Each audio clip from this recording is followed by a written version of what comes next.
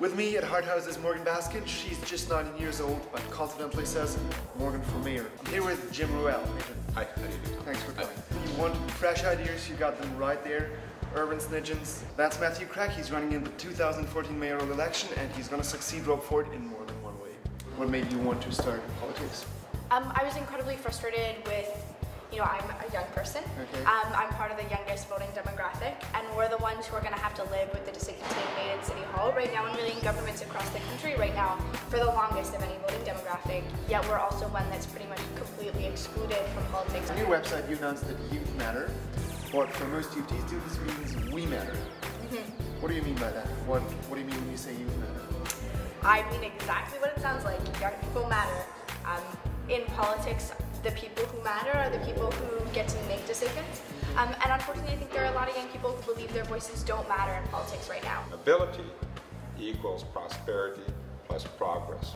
The Tories' plan basically is good for people that are coming in from Mississauga or Pickering, that type of stuff, into the downtown area. So it's about 23% of the solution. I want to see 6 circular subway systems. We have basically Bloor and Yonge, and it's like a cross, right? You sort of pray you get a seat on it. Right? So to me, you want to tie the subway lines in a circular fashion so it's easier for people to get around. First of all, I have to tell you that I don't believe the mayor has a lot of power. You want to build a tower that would be over 1 kilometer high? Yes.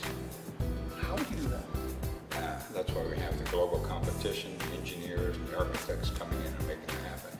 That's vision. What would that be good for? Well, first of all, it'd be a mecca. Okay. Okay, it'd be a mecca like the CN Tower. Challenging Dubai? Well, it's similar to Dubai, right? Yeah. So it's going to be sort of the North American version of that. I call it at this point the Trillium Tower. And I want to have a green canopy that will go from Queen Street along York, Simcoe, Bay, and Yonge, connecting to Credit Garden.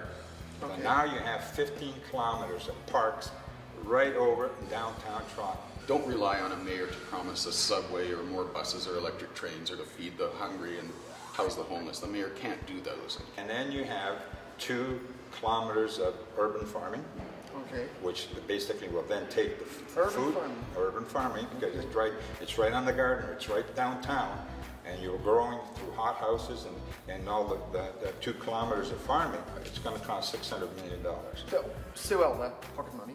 You said political structure of Toronto is flawed. How's it flawed? The mayor has one voice on council. He has powers, and if council doesn't like you, they'll take those powers away. To get, for example, students more involved in politics, what would you do? Would you maybe develop an app, or how would you do it? Definitely. Well, I think having the app technology from the city website with this online form would be huge. Being able to do this on your phone, because I think that with issues that are top priority for some people, they're going to want to have a say on those things. So by getting a notification on your phone saying, you know what, this vote's happening at City Hall, I want to make sure my 2 cents are counted for on that specific issue. You want the municipal government to reduce barriers for small to medium-sized businesses to get active globally, to get connected globally. How would you do that? What would be your strategy? You get businesses together. So there are programs in other cities where businesses band together. So you'll have 7 to 10 businesses band together and providing all of their services, traveling to other countries to offer those services, those products.